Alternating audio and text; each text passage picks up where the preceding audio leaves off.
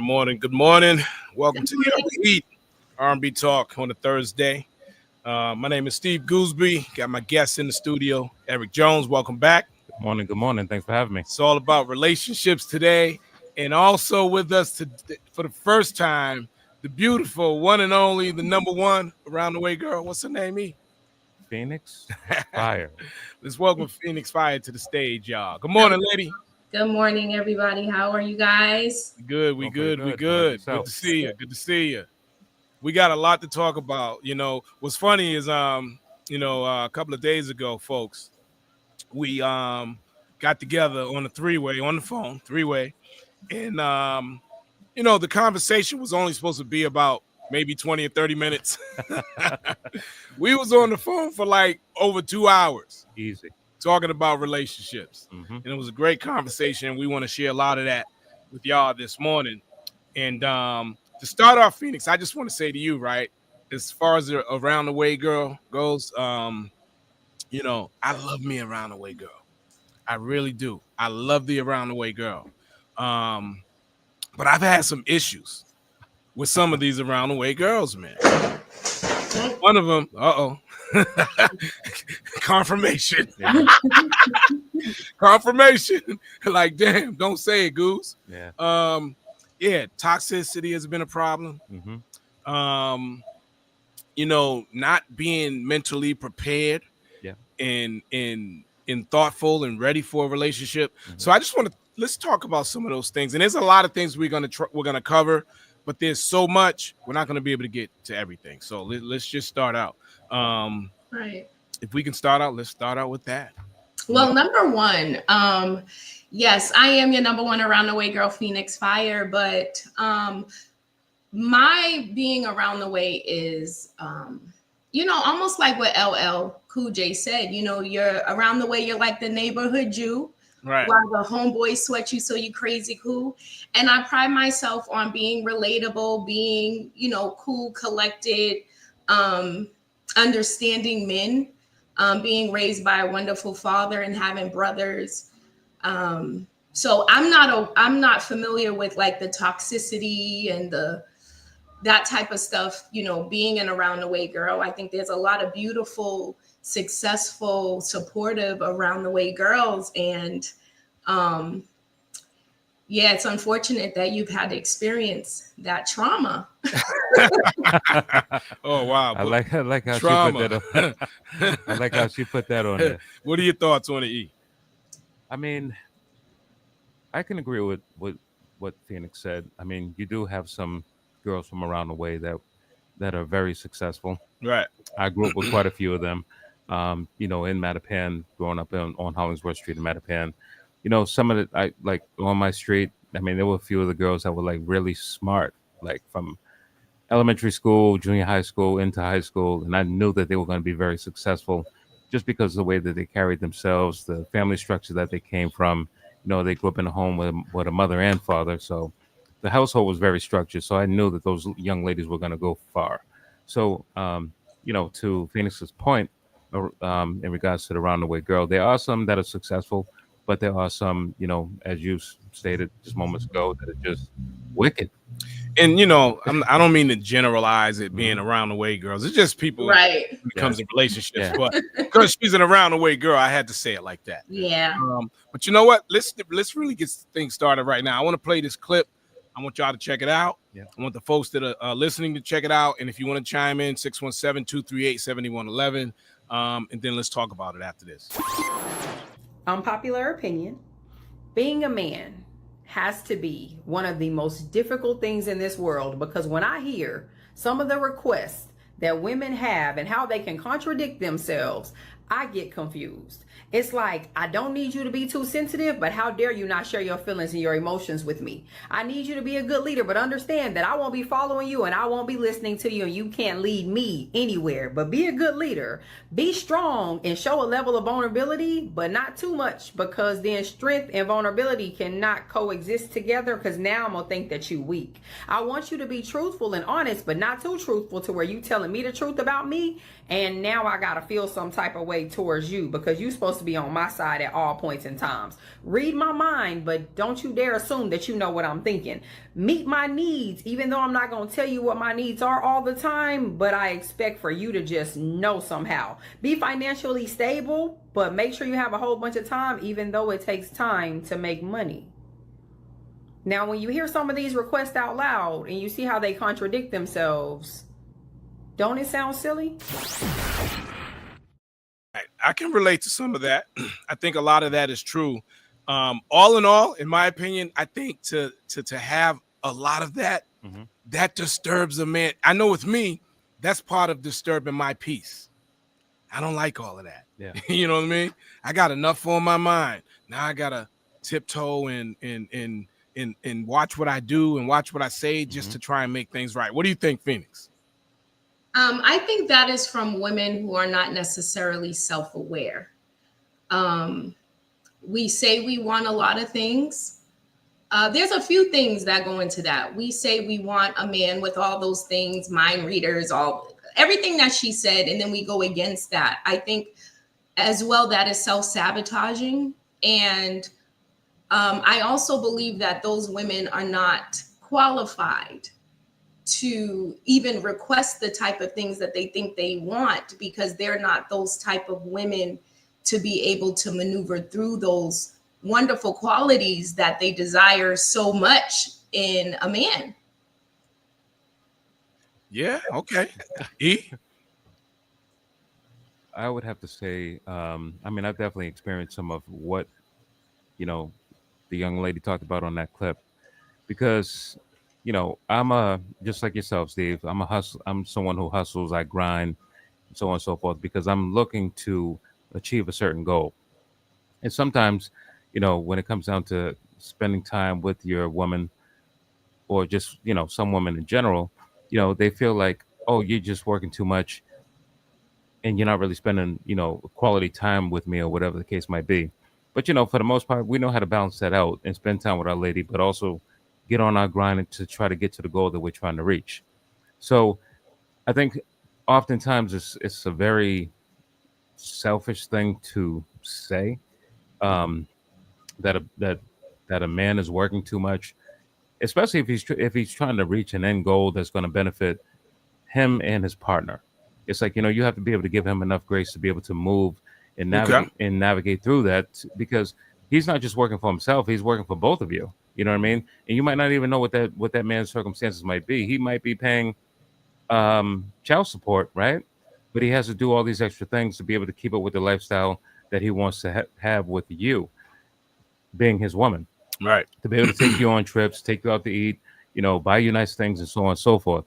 But and also the part of like being vulnerable, being able to speak and express your feelings to a woman, sometimes that could be like a 50-50 chance, taking a gamble as if you're playing the lottery looking to win, because sometimes trying to open up to a woman, that can backfire on you. Right. Because all it takes is for that one time for that woman to get mad at you about something, and it might be a situation where you had with your parents where they treated you wrong.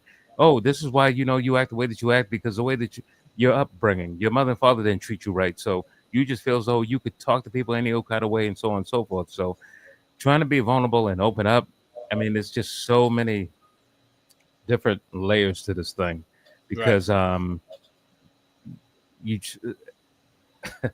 through life's experiences in dating women, it's just like sometimes I feel like some things are just best kept to yourself, because it's like walking on pins and needles. Yeah. At times. Mhm. You want to please the lady, especially if you're a great guy. You're a good guy. You're trying to please your woman. You're trying to make her happy. But at the same time, that's a lot of stuff for a man to focus on. Yep. And at the same time, you're trying to focus on getting the bag and doing all the other things that you do, you know, Yep. to really make things happen. So, so I think women should really think of when you're asking a guy, when you're demanding this and you're demanding that, you know, take it easy sometimes. You know, you don't push it all on a brother at once. But I know everybody's different. I know every relationship is different. You know, maybe he's not a great guy, and you need to tell him those things. Right. I mean, I've been asked that question in the past. What would you prefer? Time, a man that gives you a lot of quality time, or a man that makes a lot of money? My answer for that was, I would prefer my man go out and work and do what he needs to do. I don't want to take that away from him, because a lot of times men don't even feel like men unless they're working, or, you know, they have their own self gratification of this belongs to me. I'm working, I'm bringing home money, take care of my family. You have to kind of pick the money. The time will come. You know, there's times he has off. There are going to be times where you guys can go on vacation. Right. I think people need to pick which one is more important to them. Money is important, time is important, but it's going to be, those times spent together are going to be friction and agitation if the money isn't there. So allow your man or your mate or your husband to go out and do what he needs to do, because in time, he will have plenty of time to spend with you if you look at it in that way. And understand your man. Understand the person that you're with. Right. In a lot of relationships, people don't, you know, or they don't care to. Yep. You know, and they just want this and they want that. And those are the relationships that don't last, in my opinion. All right, let me play another clip. Actually, before I do that, coming up at 11 o'clock, we do have another guest. Her name is Tanya Nolan. She's going to join us. She's a Billboard charting R&B artist. She's got a new record out. She's got tracks out with Raheem Devon and so on and so on. A lot of you know her. Some of you, she might be a new artist to you. So she's going to join the conversation with relationships. That's coming up at 11 o'clock. So let me play another clip for you, and let's get into it. Men don't fall in love with women who have worked their ass off just to get his affection. You never will hear a woman say, he didn't like me at first, but then I started doing all this for him. I started cooking. I did a couple somersaults, and now he likes me. Get that fairy tale shit out of your mind. So if you ever find yourself thinking like, oh, I do so much for him, why doesn't he give me back what I deserve? You have to understand that it's not about a level of effort you give to that man. It's about how he feels about you in the beginning, when he first meets you. And I know this may be difficult for you to hear. You're thinking, well, if I give him gifts, if I cook, if I do all this for him, he's eventually going to like me more and more over time. If I do a couple somersaults, a couple front flips into a pool and show him that I'm the cool girl, oh, I'm in, right? He's not all in from the start. There's no AGT performance you can do to make him see your self-worth. To learning your man or learning your woman, because it can go both ways. Guys do somersaults for their girl, you know, and often you don't get what you're looking for, which is love. You don't get the love back. And that's a major problem. A lot of women do that. And there's some guys that do that. What are your thoughts, Phoenix? There's an exception and there's a rule, right? A lot of people are unfamiliar with the rules. What's the rule? I mean, if a guy is not into you in the beginning, if he's not invested in you in the beginning, why would you think he would come around at some other time? There's an exception where there are people that sit around or women, since it's men and women, can be a mistress for many years, or have children by a guy who has another woman and then one day he picks you. I mean, some people have that patience. I don't. I think can do those somersaults, huh? Yeah, that's not for me. So I think if we go by the rule, and that gentleman is completely right. But I am answering for men. I mean, I think I'm answering on behalf of men, and that is you guys' job to do so. I think women should know, if it wasn't happening in the beginning, it's not going to happen in the middle or the end. If we lead with sex, it's exactly what it is. And like I shared with you guys the other night, when I was, seeing somebody for a little bit, a very much younger gentleman, that was the foundation that was laid. I was not going to change my mind. And I didn't think that he was going to change his mind about me, but that became an exception for him. But it wasn't an exception for me. But you had to learn from that, though. So once upon a time, you did somersaults. No, I never did a somersault. Yeah, I'm sorry, I didn't. I mean, the gentleman that I married was intentional. Okay. He wanted me, that was it. And that we got married and was married for a long 10 years after that. I don't wait. I don't even know how that is possible to do so. If you're not interested in and lay down how you want. Men are good with having a plan. Mm-hmm. I think men are really great with having a plan and a goal for themselves. I think a lot of times they will plan out, this is when I want to be married, this is when I want to have children. To me, these are kind of like those ideal type of gentlemen.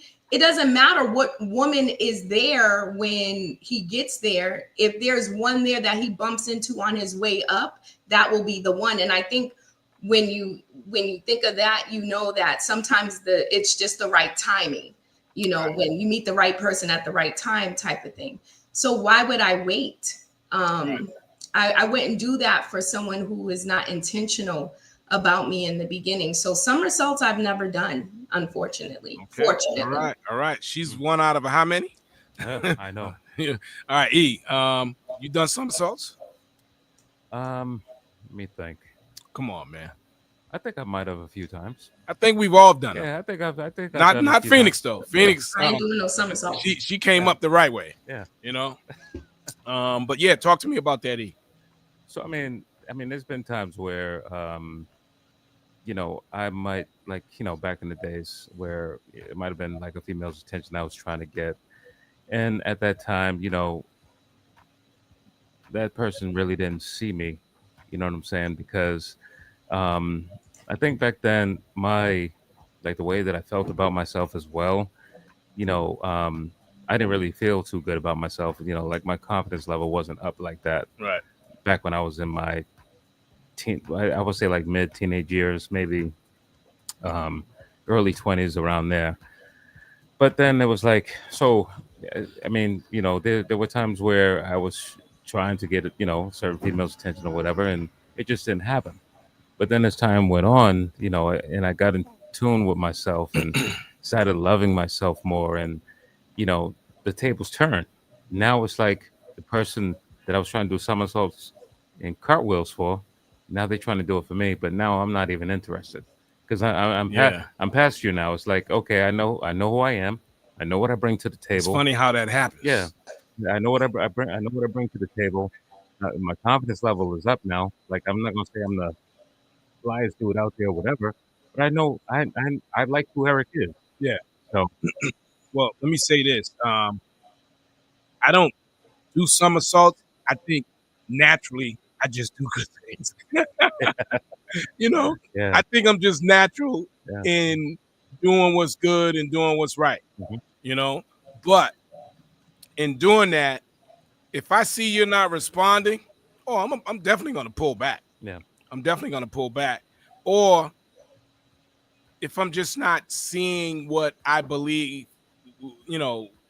for a person to just be a naturally good person, for someone who's treating you right, Mhm. if it's not being reciprocated, I'm done. Yeah. I'm definitely going to pull back. Yeah. But I just think in general, a lot of people are caught up in relationships that do somersaults, Mhm. and the guy ain't even looking that way Yeah. when it comes down to it, Mhm. or vice versa. It happens a lot. Yeah. But I mean, that goes back to even the rapper and Angela Angela, Simmons. yeah. Simmons, yeah. Is that we really we expect men to do the somersaults, and I think the video where the gentleman said, women, if he hasn't given you what you're looking for, that's never going to happen. Men are used to kind of doing that because you guys are the chasers. You know, you guys look for your mate. It's up to the woman to say yes or no. Sometimes you can wear them down, or sometimes you might get a yes immediately. But yeah, to go back, that was pretty much for the women doing somersaults, which women are kind of known to be patient a lot of times, right, and to wait for that gentleman to change his mind. Sometimes a man can take a while before he finds the right one for him. Hence I've been with her for 7 years. I met her 6 months ago and we're planning to get married. She's the love of my life, you know. And the young lady who wasted 7 years of her life waiting, she knew, but she didn't want to believe it. That's kind of how I feel. A lot of times we live in that denial. You know, if that man is going to want you. So let's dig in a little deeper. Like, what are some of, I mean, people do somersaults, they're in relationships. What are some of the problems that either you experience or you see overall in relationships that people experience that's like, come on, like, get with it? You know, relationships is a big part of everyone's life, especially at our age. We've experienced a lot of different relationships. We should know better, right? About a lot of things. What are some of those things in your opinion that's like, come on, y'all, let's get it together? You know, I mean, we can go down the list. Accountability, there's ignorance, there's, again, we talked toxicity earlier. There's all kinds of things. Yeah, the communication piece. Communication. I think communication is probably definitely one of the biggest things. Yeah. Oh, that's people huge. Communicate differently. Some communicate in silence. Yeah. Instead of just talking, you know, I'm just not going to speak or say anything at all. That's a big problem, you know, because then what happens is instead of you communicating, you communicate in another way with your silence and in your mind. Yeah. I mean, you know, I can honestly, speaking for myself, I can honestly say I've been guilty of that. Same here. I've definitely been. I've just been silent, not saying nothing. It's like, okay, I need for you to try to figure out. I need for you to figure out why I'm silent. I'm not going to tell you, but it's up to you to, you know, either pick letter A, B, C, D, or E as to why I'm feeling the way that I'm feeling. But you know, I've been getting a lot better with that. You know what I'm saying? Because it's not fair to the person that I'm with, that I'm just being, you know, non-communicating. And now they're feeling some sort of way because they don't know what's going on versus me just expressing how I feel and us talking through it and trying to work that thing out. And that, I mean, that goes for relationships. It also goes for friendships as well, you know? So. Yeah. Now, for me, when communication doesn't work, I mean, what else is there to say? You know what I mean? So then the silence automatically comes in because if we talk about it again, we're going to go in circles. You know, we're going in circles talking about the same stuff. And for me, I'm gonna tell you straight up, I try my best to like communicate, you know, vocally what it is that's either bothering me or yeah, I understand you clearly. I get that. But and then I'll come in with whatever. But communication doesn't always work. And one of the reasons why it doesn't always work because the person on the other side isn't always listening. You're talking, you're telling them what the issue is, but they're hearing you, but they're not understanding you. That's a big problem. Oh yeah. I think that that what that saying goes, you can do a lot more with silence than you can ever do with talking.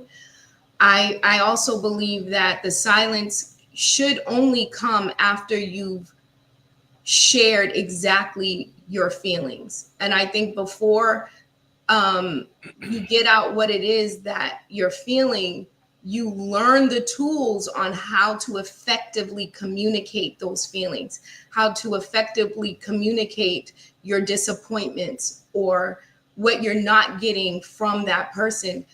People get their stuff out all the time.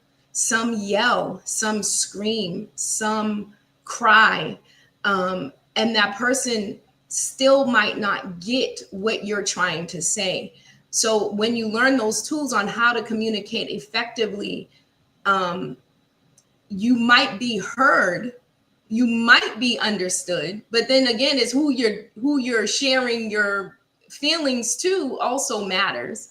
Are they mature enough to understand where you're coming from? You won't know until you have to get to that place. So once you've said what you've said, silence might be the only key. And then, if the silence isn't really working, then, Steve's cutoff game might have to there you go. exist. You heard about it? The cutoff. The cutoff. You know what? Perfect segue. Let's talk about it. You can't play games with someone who has mastered the art of detachment. You just can't. See, this type of person has already mastered the understanding that everything has an expiration date, not subconsciously. See, these thoughts play in their daily thoughts. This is their reality on a daily basis. This person has already taken so many losses, and so many people have already let them down. So when they come into your life, they are being genuine, showing up 100% and ready to give you their all, ready to love you properly. But when you come in with these games, they will sniff you out like blood in an ocean. And yeah, that cutoff game, man. Let me tell you. So a lot of people haven't mastered it, man. I just got to say, man, over time, with all the experience and all that, man, it's like when you think about it, who really has time to stay into something that's not working, or to stay in something that is affecting you in a way, whether it's mental health, stress, I just don't have time. So when I'm done, I'm done. Yeah. Straight up. Yeah. Because, and at that point, I've already tried my best communicating. I've already done, even though I don't really do, I think I'm naturally good in showing someone I care about them. I'm not going to do the somersaults, but, the cutoff game, when it's time, it's time. Yeah. How's your cutoff game, Phoenix? My cutoff game is I don't just cut you off. I cauterize. I seal it up. That I don't. I was gonna pull out the dictionary. Real quick. Hey, listen, I need that sounds like a nasty word. Oh, to yeah. me. I cauterize. I tell my children, especially my daughter who's 20, who's now in the process of dating, is that once you cry the first time, that's it. It's time to walk away. You should not be crying or shedding tears. That's it. Dead that. I don't give second chances. I'm not one of those to give second chances. And the reason that being is because, like that young lady said, we've experienced so much. Yeah. We have to be okay with walking away. We have to stop worrying about how they're going to feel when I'm no longer in their life. I stayed in my marriage a little longer than I should because I knew that that person's going to be hurt, that I'm moving on. I had to get to a point and be very self-aware with what I needed, that I had to not care anymore how he feels. And that way of being naturally kind, naturally loving, naturally forgiving, right, was some of those reasons why I stayed in situations longer than I should have. Jobs, neighborhoods, holding on to property that I probably should have sold or short sailed 20 years prior, that type of thing. You made sacrifices. Yeah, we have to be okay with walking away. Right. And I think when we really, truly, truly love ourselves, we're not going to settle for those things that are clearly not going to change. Right. Yeah, the cutoff game, not everybody has it. A lot of folks stay in too long. I can relate to a lot of what you said. I was married once upon a time, divorced. few years ago now. It's been a few, but even before that, we were done way before the divorce. But Right. you know, you stay in. Children are involved, and my whole thing is, people used to say things like, people leave their kids all the time. Yeah. But listen, I ain't like a regular person. Yeah. I'm not like other people. I don't follow nobody, man. Mhm. I felt personally, being a father, I think that if, had I left, I can't say the kids would have turned out the way they've turned out. Yeah. You know what I mean? Hmm. Not that, great kids, mature adults. Um, I feel like without a father, they take a different turn. And it's not always for the worse, but they take a different turn. Turn mentally, I think, without the father in the house. Yeah. You know, and that's a whole nother conversation. Hmm. Mm. But what are your thoughts, E? No, I mean, my thoughts are, just the same as you just said. I know when, me and my kid's mother were together. When we split, I believe my kids were like 8, 16, and 21. And the two that I worried about the most was my daughter, who's the youngest, and my younger son, who was 16 at the time. Because he was going through like so many different changes, and that whole puberty thing, going through that whole phase, and starting to meet girls and date them and all that stuff. And me being the type of father that I am, um, always been there protective of my kids. So parting ways with their mom, it wasn't like um, the biggest part of feeling sad was that we parted ways. The biggest part of being sad was that I was no longer going to be in the house with my kids. And that bothered me Yeah, a lot. yeah, And I could see that, it definitely affected my younger son. I mean, he would like just shut down, be quiet, sometimes, try to raise his voice with me and things like that because he was, angry at the fact that my dad's no longer here in the house with me anymore. Mm. So I tried to, stick closer with him because, I spent the most time with him, like going to the basketball court, shooting around with him, and going to the mall, going shopping, and doing all those things. So I didn't really like spoil my daughter. Most of my time was invested and spent with him, right. and I definitely saw like me and their mom parting ways and me leaving the house, how that affected him in so many ways. And so again, just being a father, being that protective dad and the role model that I'm supposed to be for my children. I mean, that's a tough thing to try to battle. And You know? and let's be honest, we don't get a lot of credit. In general, men are this, men are that. Yeah. People have already sized us up Yeah. and said negative things Hmm. before the relationship even starts. Yeah. The guard is already up. Hmm. Even when you go out on a date, the guard is already up. Yeah. And that's really not normal, but it's become normal over the years. Hmm. But it's a problem. Yeah. It's part of the problem when it comes to relationships. People expect certain things when they don't get it. Well, because it's so guarded up, this means that, Yeah. or that means this, or whatever it is. It's a problem. Yeah. It's a problem. But we don't get a lot of credit for a lot of things, and I think a lot of it has to do with the times that we're in too. In 2025, Hmm. relationships are totally different from how they were 30, 40, 50 years ago. Yeah. With our parents especially, it's Mhm. totally different. Yeah. We're not getting married like we used to back in the day. Black folks were getting married, starting families. Hmm. It's not happening anymore. Yep. It's Starting on a families, buying it's on a property, decline. and building. And now you have the type of relationships before you even get into the relationship. All right, what is it that we're doing? Is this a situationship? What are you bringing to the table? What are your needs? What are my needs? What do you want? Okay, now what do you want? And and a lot of relationships are based Yeah. on just that. Oh yeah. Yeah. Let's talk about that because that's a problem in 2025. If you're single and you're looking, these are some of the problems. Yeah. Let's talk about it. I mean, I hear the horror stories from so many folks all the time. I mean, even with, sometimes I'll have conversations with some of my boys they'll tell me like, oh, I was really digging this female, and I kicked it with her for 10 years, and then all of a sudden she just dropped me like I was nothing, and said I didn't mean nothing to her, and so on and so forth. I'm just like, dude, you was with her for 10 years, and you're just now picking up on this sign. Yeah. She had to have shown you that sign that she wasn't feeling you Yeah.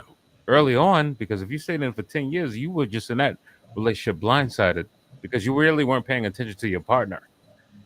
But Doing the somersaults. Back yeah, to the somersaults. yeah. But I just, I just hear the horror stories from so many people, from men and also females, just in regards to like how bad the dating pool is, and they're just like, oh my goodness, like and sometimes some of my females friends will say to me, Eric, why can't I just find a guy who's laid back like you and works like you and so on and so forth? I'm not trying to compare myself to anyone else. I'm just in my own bubble. I do what I do for me. I'm not trying to compete with no other guy out there or none of that. They do what they do. I do what I do. I'm not a a guy that's going to sit around, smoke weed, drinking 40s, playing video games all day. That's not me. That's not who I am. Right. Right. I mean, you're right. Dating pool is bad, and women think it's bad for them. It's just as bad for men that want a real relationship. Now, as far as the other thing that people out there looking for, that's easy. Mhm. The sex piece. That's a whole nother story. Um, but it's bad out there for us because for the ones that do want a relationship, they got to deal with what can you do for me? I need you to do this. I need to do that. I want to fly out. I want to shut up. I really think that the dating pool has tons, if not more than poop in it. Wonderful people. I think that those wonderful people who are interested in dating, which overall, I don't think people are self-aware. I don't think people are actually studying what they need because they don't know what they need. I don't think they're really studying what they desire because they really don't know what they want. And like we talked about that the other night as well, about being qualified, is that Eric was like, yeah, I'm so tired of these chicks talking about they want this 6-figure guy and all this stuff. And yeah, they might want those things because they see other women have it, or they might want those things because they Social see media, the life of having a high earner or a high value man. But then again, that high value man or that high earner or whatever it is that are on those criterias of those things that these women or even men desire, they're not qualified for that job. They're not qualified for that position. And with marriage, if we know marriage to be a business, if we know relationships to be a business and two people working together, we know that there is a job description you must fill. A lot of people are applying with a GED for a doctor's position. You didn't even graduate high school. You mastered your GED certificate, and now there's a job offer for a doctor or a dentist, and you're actually applying for that. And that is the same in relationships. People know they're not qualified, and they will still pursue the person anyways. Women even know they're not qualified to be with a certain type of man. So they usually would, a lot of women and a lot of men, give up their bodies first as a tool to maybe change their mind or to mask their unqualifications. The fact of the matter is that eventually gets exposed. And then you have to get fired for that, from that position. You know what I mean? You're not even getting past the 30-day time, your probationary period. Right. We have to be real with ourselves. If we're real with ourselves and we vet the person properly, like the famous Wanda Hollingsworth says, we have to be very self-aware with who we are and what we're looking for. And a lot of times we're not. Loneliness plays a big role in wasting your own time. Loneliness, tired of being single, tired of being by oneself. And I made that mistake, and that's why I married who I married, knowing that this person really wasn't a good fit, but he wanted to marry me, and I'm ready to get married, so let me get married.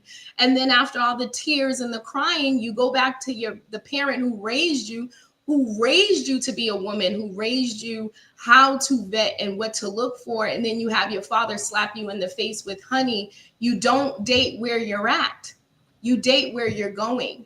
And sometimes out of loneliness, we forget who we are. You don't date where you at, you date where you're going. That makes a lot of sense. Yeah. I recently told someone not too long ago, listen, I'm not coming down to your level.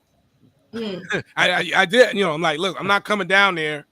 You can meet me up here. Yeah. I ain't coming down there. You know what I mean? Same thing, what you just said, Phoenix. I love that. Oh, yeah. I love that. It's a strong statement. Very strong statement. Wow. Let's keep it going. Let me play this other clip here, which is about, sending that person back to where they came from. Sometimes you got to give a man or a woman back to the type of people that they are used to dealing with. Seriously. You got to send people back to the type of person that they are used to dealing with. Some of them ain't used to dealing with you. And when you understand that, you don't try to force them there, because they're going to come and disrupt your life. They're going to come and drain you of everything that you got. Give you headaches and stomach aches. Give you all different types of energies, because you got to send them jokers back. Some of you don't want to send them back because you think that you are losing. No. Learn and normalize sending that man or that woman back to them raggedy ass people that they are used to dealing with, because they're not used to dealing with you. They won't act right. They won't be right. They won't do right by you, no matter what you do, what you give them. See, some of you are trying to change people's life. You are trying to give them something that they never had. You are trying to do for them that no one has ever done for them. And it bites you in the ass, because they still don't appreciate you. They still don't appreciate you. Learn to give people back to the raggedy ass folks that they came from, because they are linked. They are linked. Some of them would always go back. I'm hoping that what we're talking about. You better preach. I'm hoping what we're talking about is really going to help folks. Yeah. Because again, relationships is a big part of everyone's life. If you're not in one, you've been in enough of them where it can help you as far as the next relationship. Yeah. And I think he's right. Sometimes you got to send people back to where they came from, because that's what they're accustomed to. That, there are some people that just will never grow. Yep. They'll never grow from where they came from. And, that's acceptable to them. Before I ask you to comment on that, E, let me just let the folks know, Tanya Nolan, R&B soul recording artist. She's up in a few minutes. She's going to join us in this conversation. We'll be talking to her. She's going to answer some of these questions we're commenting on. But what are your thoughts on that, E? I mean, I fully believe that, if you're in a relationship, whether it's a woman with a man or a man with a woman, and, you're putting your best foot forward, trying to give them everything, try to make a better life for you both, whether that be, showing her things or showing him things that they never seen before, traveling the world, trying to work on possibly putting together a business or buying houses, property, looking at the long-term goals. And if that person's not on the same page as you, because they're not used to that type of lifestyle, someone that's really on their grind, trying to, work towards a better day, you have to pretty much send that person back to where they came from, because you're never ever going to be able to be on board and be in sync with that person, because their goals and visions don't align with yours. Yeah. So you're just going to be beating yourself over the head every single time, trying to get them to, to not only appreciate you as a person, but not even being able to contribute to those goals that you're trying to reach for the both of you. So right. I truly believe in not wasting any time with any folks, because time moves so quickly. The years are flying, the days are flying. It's you really don't need to be. And no one has time to waste. No. What are your thoughts, Phoenix? Yeah, he's absolutely right. People are not bold enough, brazen enough. They're not okay with walking away. Send that dude back to the type of women, send that girl back to the type of men that they're used to. Don't try to change me to be something that I am completely not. I have heard a lot of times with gentlemen that I liked growing up. One of the biggest things was I refused to sleep around. It took me forever to have sex. I was an adult when I decided to have a sexual partner for the first time. And then with that came all this expectation that I was putting on the person that I slept with. And I would say, well, this is not supposed to be, this is not supposed to be. And this person would say to me all the time, Phoenix, not everybody's like you. Not everybody thinks like you. Thank you. Right. Thank you for telling me that. So guess what? I had to eventually, and this is really messed up because it took after that first child that I bore to say, this Negro was right. I can't be what he's looking for. Right. I'm never gonna be that type of female that you have been used to all of your teenage to adult life, where now I'm an adult having a first relationship for the first time, and now I'm putting you in a box, or I'm putting you on a boat that I feel you should be to be with me. And it's not that I'm better than anyone. It's that too. There have been things poured into me to desire more. Not everybody has been poured into to desire more, to want more, to look for me and to love you and protect you and provide for you. Not everybody is giving those seeds poured or planted inside. But that's why I knew that it was wrong to give him my jewels and my goodies, because I knew that he wasn't going to appreciate it. But due to loneliness and not having a boyfriend, and everybody else has a boyfriend, and I'm 21 and I want a boyfriend, and I completely derailed my life, knowing that this person wasn't equipped or qualified to be with me. So yes, we have to be okay. And I'm arguing on the phone with other women over him and saying, well, I'm his girlfriend. Totally out of my element. My parents didn't raise me like that. Send them back to what they're used to, who they're used to, what they're used to, and don't look back and not care too much anymore. And right. Time is going by so quickly. We do not have the time to waste. We don't. Our children are growing up. We're soon, a lot of us are soon to be grandparents or getting kids out of college. If you're our ages, which I know you guys are a lot older than me, Steve. Hey, cut it out. Hey, what's that? There's no age for men. There's no age for men. But what I'm saying is, it is time to say, I don't have the time to waste. And it's okay to say that. It really is. Right. Mm-hmm. All right, folks, we're talking about relationships. Going to welcome Tanya Nolan, R&B soul recording artist, to the stage. But if you don't know who she is, check her out right here. Keep clean, got a vibe so raw, so sweet. Stay fly, low key. I need a love that's all about me. Keep clean, got a vibe so raw, so sweet. All right, folks, give it up one time for Billboard charting R&B soul recording artist Tanya Nolan. How you doing, lady? I'm great. How are you guys? And thanks for having me on this wonderful show. Yes, thanks for joining us. We definitely want to get your input because, we're all involved in relationships. And I don't know if you've been listening, but we were just talking about how sometimes when you're in a relationship, you and that other person are not on the same level, right? Mm-hmm. So sometimes you just got to send them back to where they came from. Now, as an artist, you write a lot of music, and I'm pretty much everything's about relationships for the most part, at least with a lot of artists. What are your thoughts when it comes to that? About relationships? Well, about relationships and having to send someone back if they're not on the same level as you. It's not going to work. So no one's going to waste their time.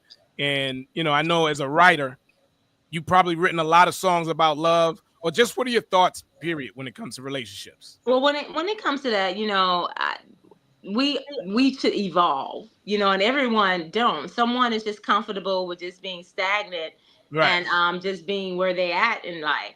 And then maybe the other individual is like, that's not enough for me. And sometimes when we're in relationships, we outgrow from one another. Certain things changes that whereas things we would have accepted 10 years ago, we're not accepting it, the next 10 years. So Right. it happens. It's just important to me, when it comes to relationships, that respect is key. Mm-hmm. First of all, respect, communication is key. You have to communicate. No one wants to figure out what you're thinking or figure out how you feeling. Communicate it. And then when you see that, there are issues, for me, I believe that we should nip this in the bud. We need to talk about this immediately, especially if it's affecting your peace. But when it comes to that point, whereas the other individuals do not want to grow, you got to protect yourself. It's time to move on. Right. It's time to Respectfully. move on. You said the magic word with me. You know what that is, right? E? Yep. Peace. Yep. Yes. I'm all, listen, if you wanna stay in a relationship with me, just don't disturb my peace. That's not hard to do. Don't bring the drama. And I'm not saying, of course you're gonna have disagreements. I'm not talking about that. Mm-hmm. But stupid stuff, you know what I mean? Yes. That disturbs anybody's peace pretty much. Well, especially if it's repeated behavior. Right. There's so many. I'm sorry. I apologize. But if you sorry and apologizing for the same issue, that's a problem. That's a problem. That's a big problem. So that's allowing me to allow you to continue to disrespect me. Right. So it has to come to a point where, you know what, your word means nothing. Right. I gotta go. Right. Okay. All right. I'm gonna play another clip. Once again, we got R&B soul artist Tanya Nolan, who just joined us on the panel. She's got a new record out. It's called For You. We're gonna talk about that soon. We're already rocking it on the Urban Heat. But let's listen to this, and then I want everybody to kind of chime in and just give me your thoughts on it. As a man, how do you lead in a marriage a dominant wife that's healing with past trauma and struggles with submission? If you want a woman to submit to you, you do it first. All right. Come on, servant leadership. So a lot of times, come on, Nate. A lot of times what happens is, as men, we lean on that verse in the Bible that says, wives, submit yourselves to your husband, right? And we totally disregard the verse that says, submit yourselves one to another as unto Christ, right? So as a man, if you want a dominant woman to know what it looks like to submit, you submit to God, and you also submit to her. Serve her in ways that a man has never served her before, and I promise you, you will unlock a part of her that she has never had unlocked. A lot of times for a woman, the reason why she doesn't want to submit is because she doesn't feel safe enough to do so. So my encouragement to you would be, submit to God and submit to her in ways that she never had a man submit to her before, and you will unlock a version of her that you've never seen before. This is a big problem, submission. It's a huge problem in relationships. Let's talk about it. I want to start with you, E. So he says that as men, we should submit first. We should submit to God, and then we should submit to her first, and that takes care of them submitting to us. Oh, man, this is talk about it. Let it out, man. Don't hold that back. This is going to be a tough one. I think like the submission piece from a man to a woman or a woman to a man, I think it's on like a case by case scenario. Because I think what happens sometimes in relationships, there might be a man who was very submissive and opened up to a woman in a previous relationship. And let's just say he didn't take out enough time for him to heal from that past relationship that didn't work, right?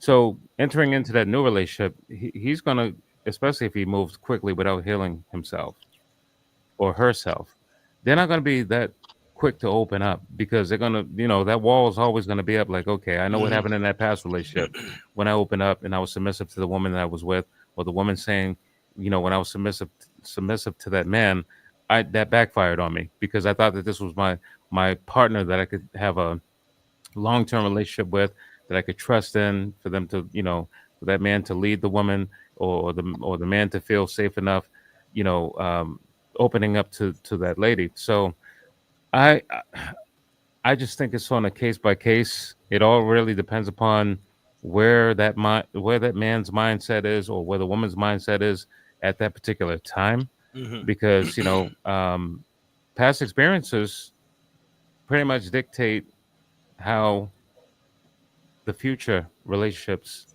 are going to pan out. Right. Because sometimes people carry a lot of baggage from that last relationship, they bring it into the new one, Mhm. which really isn't fair to the new partner, because this Mhm. person is someone that you've seeked out to have a relationship with, and they shouldn't have to suffer those consequences because that woman did you wrong or that man did you Right. wrong. So it I don't really have the right answer for that one. It's pretty much on a case by case, and being around that individual that you're dating is going to kind of depict and determine how or when the right time would be to be submissive to them. Okay. What are your thoughts on it, Phoenix? And it could just be submission as a whole. I mean, you know. Well, I agree with what the gentleman said, because that's the video I sent to you. Like, let's play this one. Right. So that kind of goes back to what I talked about with you guys, with the men asking women, what do you bring to the table? Which that question should never be asked by a man. It should always be asked by a woman. What do you bring to the table? As a woman asking a man, that is a mandatory question all women should ask men. I don't know when men started asking women that, or when did that start. To me, it's kind of like a sassy question, if you ask me, because the man is the leader, because the man is the head, because the man seeks a wife. Even if I went drinking and driving and I didn't get caught, those rules still apply. I drank, I got in the car, I made it home safely.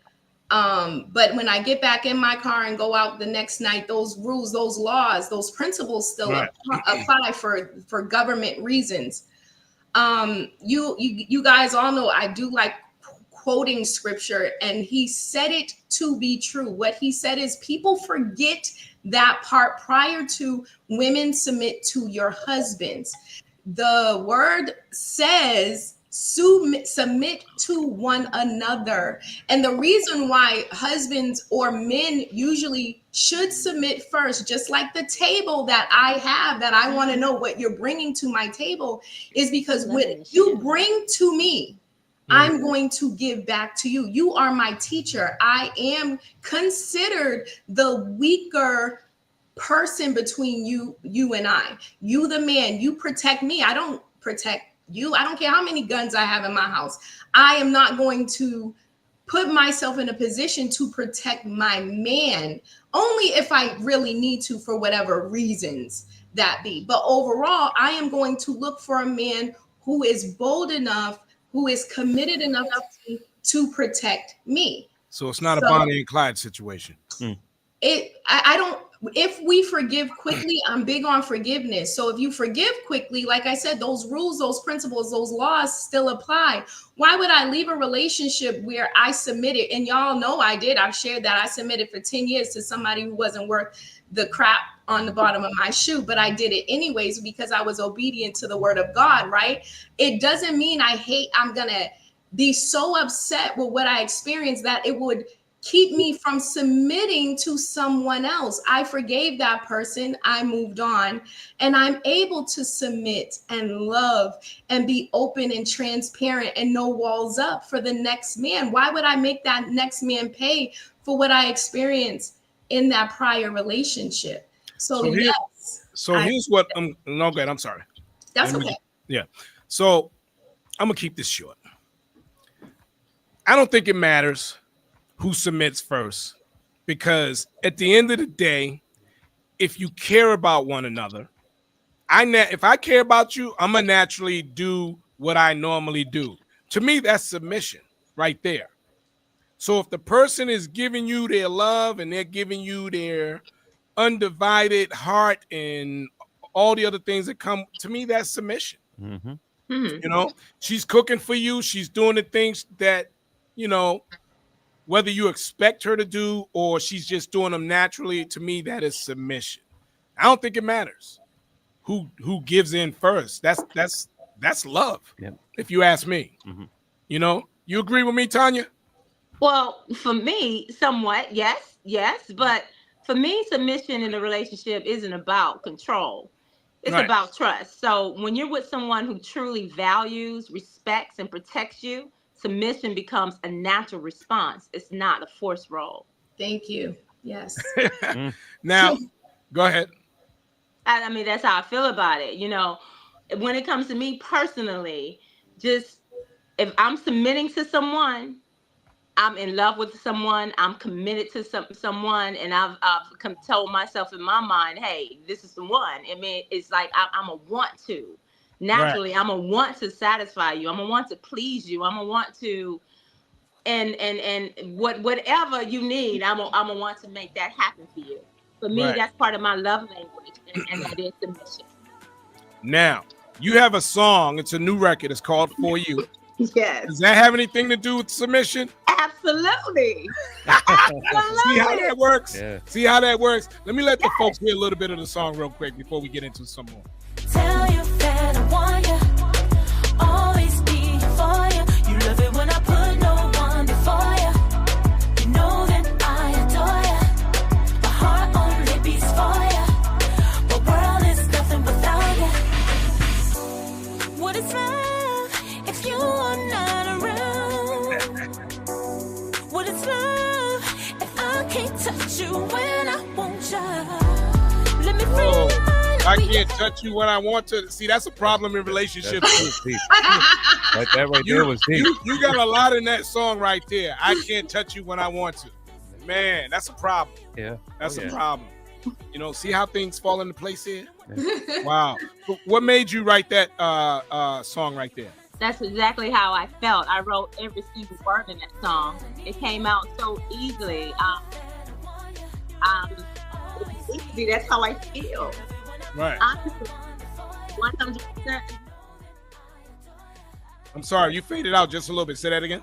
That's how I feel. 100%. Who doesn't want to be treated that way? It's Right. you know, I think it's healthy. I think it's good to whereas you committed to that one person in that way. I just don't believe in sharing in that type of way.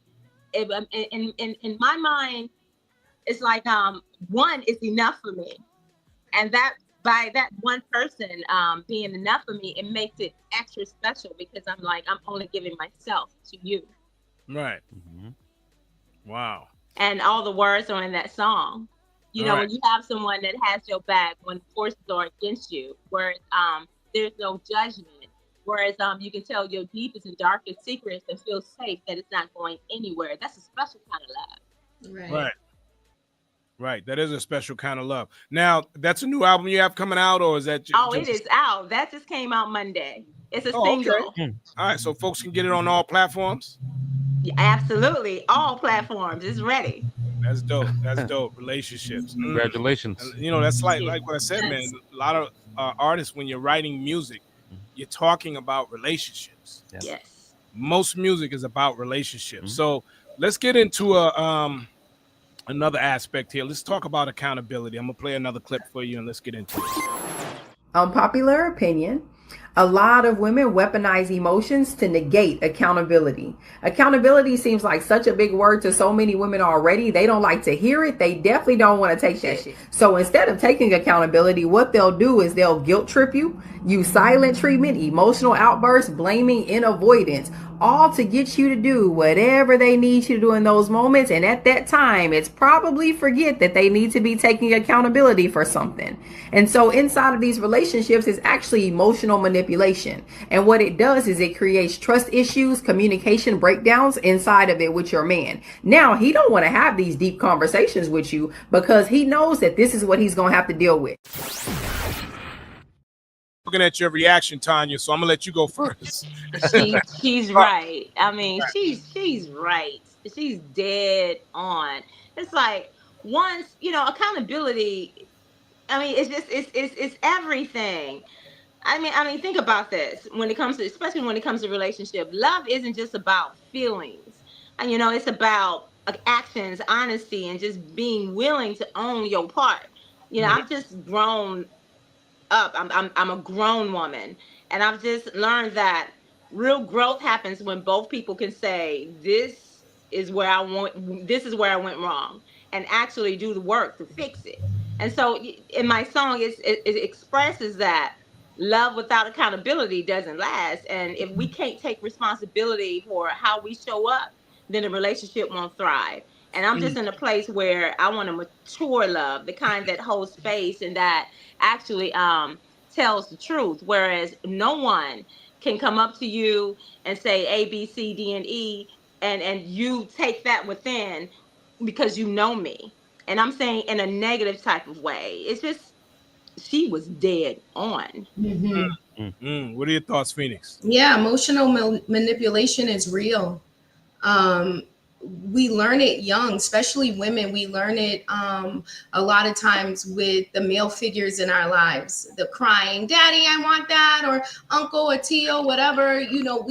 And no one corrects us. A lot of times, no one is correcting children when they do that when they're young, and so they go into the adulthood with these expectations that if I say, "Oh, I was there for you and I got you that," or whatever, and I was this and I was that, that we are looking for them to do something to pacify that. And then, or when they correct us, those emotional manipulators really are not ready for a person who is emotionally mature or emotionally healthy, because those healthy, mature, emotional people will check them.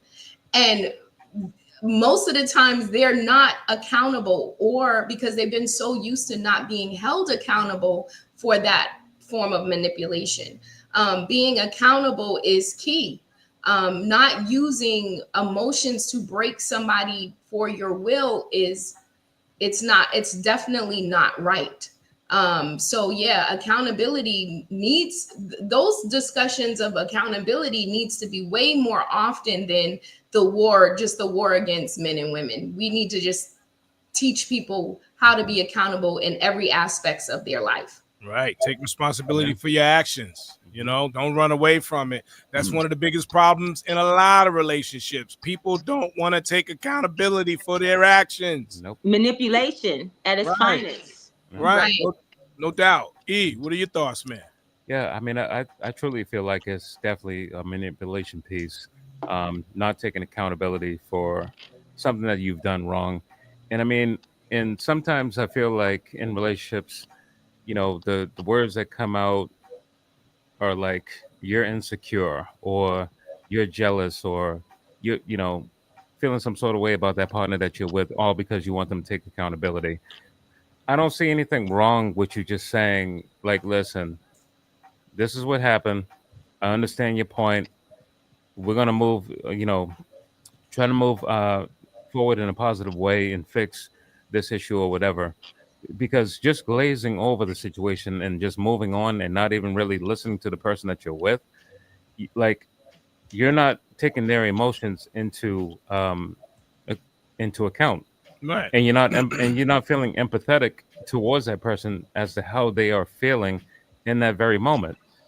And Hmm. no one wants to be no one wants to have a partner where you can't, have a conversation with them about something that they did wrong, and Right. you express yourself because, like, you doing something to me, you might not look at it as being that bad because you're just like, oh, this is basically just how I move. So, it really wasn't that big of a deal. You're really making this bigger than what it really is.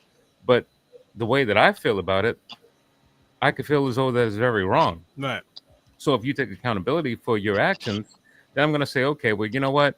Yeah, he did this to me, but now that I had the conversation with him or had the conversation with my partner and told them and expressed how I felt about it, they see where I'm coming from now, and hopefully this won't happen again. But because they are recognizing how I'm feeling in that moment, they're actively listening to what I'm saying, Mhm. and they're going to take action to move forward and for us to be better within this relationship. But Hmm. like I said, just glazing over it and not taking accountability at all, It kind of goes back to what we said earlier. That's when you get packed up and sent back to those people that you're used to. Right. Because nobody. I mean, back to the streets. Yeah, because Right. no one. That part. Right. Because no one person in any relationship is perfect. I'm not going to sit here and say that I've always been perfect in every single relationship that I was in. I know that there might have been things that I've done wrong, but I've taken accountability for those things, Right. and tried my best not to repeat those same things that made my partner feel some sort of way. And Growth. I That's feel growth. like Yeah, right. Growth Yeah. is a huge thing. We was talking about that. I feel like a lot of women, or just a lot of people in general, don't take accountability, Yeah. and that's one of the biggest problems. I know I can say that quite a few that I've dealt with, that I've had problems with, Mhm. don't take accountability for their actions. Those are the ones I've let go. I'm like, listen, I'm all set. Yeah. I'm good. Yeah. You can't even look in the mirror. If you can't look in the mirror and look at yourself and Right. say you did something that was wrong, you got a problem. Yeah. Right. You got a problem. Mhm. You know? I mean, that just means that you're just walking around with no conscience at all Right. about how you move and things that you do. I mean, I'm the exact same way. It's like if I'm constantly talking to you about something, I mean, I shouldn't even have to constantly keep talking to you about the same thing because Exactly. because if we're learning and we're growing within this relationship, then if I say it to you once, maybe I might have to say it to you twice. But if I have to say it 3 times, 4 times, 5 times over, you just don't get it, or you don't want to get it, Or you don't or you care. just don't care. Yeah. Right. So right. And fellas, and instead of owning it, they deflect, blame, or just move on like nothing happened. All of that is warning signs. All of that is warning signs, and it's low grade triggers. They know better. We all grown. It's Right. just they've learned how to manipulate 100%. And some people don't even see that coming. But it happens in a whole lot of relationships. It even happens when it comes to when you're making business transactions. Right. They are trying to make that the norm and don't understand that when it comes to manipulation, it's dangerous because you're messing with trust. Right. And trust, you got to have that trust. If I can't trust you, just something like what David Banner says, I respect it. Okay, you guys may not respect it, but what he said was, if I know this individual is cheating on their spouse, if you cheating on the one that you committed with, I can't trust you. Thank you. Makes sense to me. Right. That's a problem. Yeah. It's a problem. That's a big problem. Big problem. That's a magnified problem right there. Yeah. All right. So some of these examples and situations we're talking about, some of these people are just broken. And we talked about that a couple of days ago, E and Phoenix, when we was on that three-way phone call. Yeah. Brokenness. Let's talk about that. Folks are in relationships and they're not healed from the last relationship, or they're not healed from traumas of the past, and they bring that into relationships. Let's talk about it. I'll start with you, Phoenix. Yeah. That goes back to accountability, you guys. Yeah. And we talked about this the other day. We see men and women, like the quick little saying that men look at someone's past while women looks at a future with somebody. Like men are quick to say, oh, she got 5 baby daddies, 5 kids, blah, blah, blah, blah. And then somebody, the woman or man, depending on who it is, will say, well, you know what? I made mistakes. I did blah, blah, blah, blah, blah. That's how I ended up with 4 or 5 baby daddies or whatever, blah, blah. What we need to be able to admit is that we're broken. Broken people are not going to learn from the first baby daddy or baby mama. Broken people might not be able to see that they have an issue, even if you tell them over and over and over again. That's why that new saying, we listen and we don't judge. How about we listen, we don't judge, and we just pray? Or how about we listen, we don't judge, we pray, and we try to get them to see that you're broken. Accountability is admitting that I'm broken. I don't know how to get out of this situation. I don't know. I am so messed up about what my mom, dad did, molestation, raped, or I've been on drugs, what I see my parents fight, whatever. First of all, we're not willing to admit some of our past history. A lot of people like to keep that secret because of the fear of being judged or disrespected based off of what we experience. And then some know that they're broken, but again, not willing to admit it. And then they get defensive and say, well, hell, everybody ain't no good anyways. So yes, brokenness is a real thing.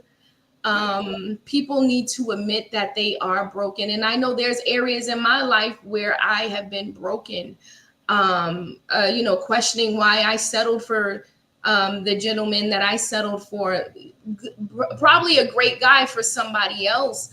But I had to be broken because I viewed this person out of broken eyes. There's no way a healed woman at that time would have picked this person to marry for 10 long years and pop up 3 beautiful children.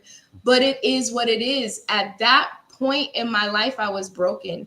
And I made the right decision to make some changes within me. Also, too, because some of those seeds were already planted. And, again, it's too bad for some that haven't had those seeds planted in them to love themselves, to not make anyone change who you are, blah, blah, blah, blah, blah. But I think that's where the majority of us healed people should take someone that we see struggling under our wings, even if they do reject us, even if the younger generation do reject us, just keep doing it. Keep encouraging them, keep saying to them, I see you, I see the brokenness, I've been there before, and try to get them to get the help that they need. But first thing is first, we must admit that we're broken. And that's what I was going to say. You have to recognize that you need some healing, and you do have some issues right now. And you got to be able to look in that mirror and to be honest with yourself. A lot of folks don't do that. A lot of folks haven't and can't do that. You know, even when you tell people sometimes, nah, I'm all right, I'm going to be all right. But you're not all right, and that has a huge effect on relationships. I think we're all at one point or another, we've all been broken. Because in relationships, you can't tell me at our age you've never been in love.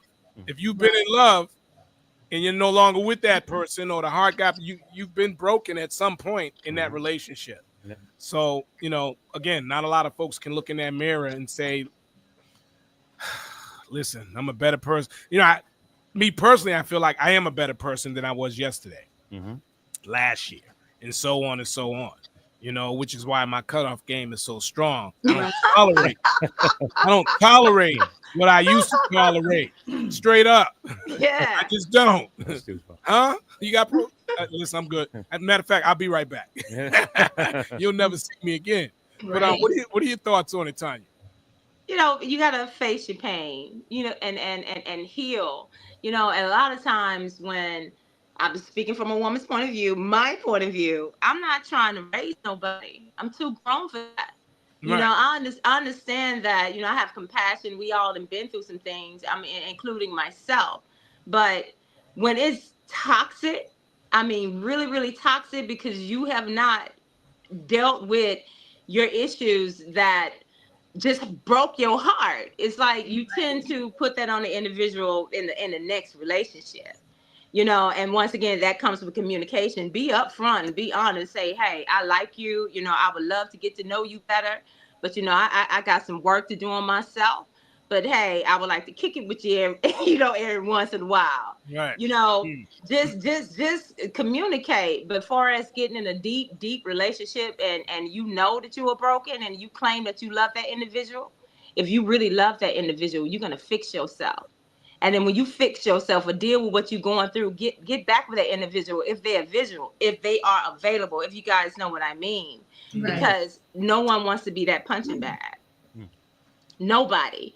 Nobody wants to take those outbursts because you didn't had a flashback. No one wants to be with you when you are constantly thinking about your ex. That means you're not healed. And so you bringing that to me. And so that's when that individual is going to have to protect themselves. Say, hey, let the Lord continue to raise you. I can't do it. Right. Right.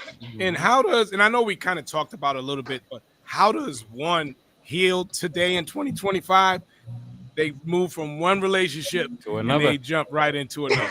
Yep. Because it's easy. It's easy for them. Heal Yeah. me. Heal Listen, me. they feel it's easy for them. You know, they feel like they need some company. You know, Right. and I mean, if it works for some people, to be honest with you, it does work It for does some work for people. some people. It's not gonna work for me. Nah. Right. But it works for some people to do it, but it doesn't fully work because they wake up that next morning and or maybe even while they're with that person, Now, but now listen, it depends thinking on of who they you. with. And now sometimes you got these women that has this real low self-esteem.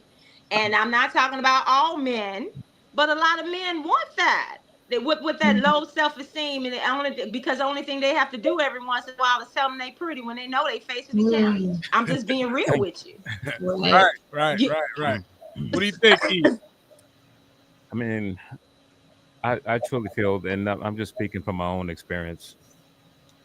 Just as I mentioned on the phone yesterday with you and Phoenix, like, growing up as a kid, like it was always a battle with me and my mom, right? So she didn't really like the words "I love you" and the embracing, the hugs and "son, I'm proud of you."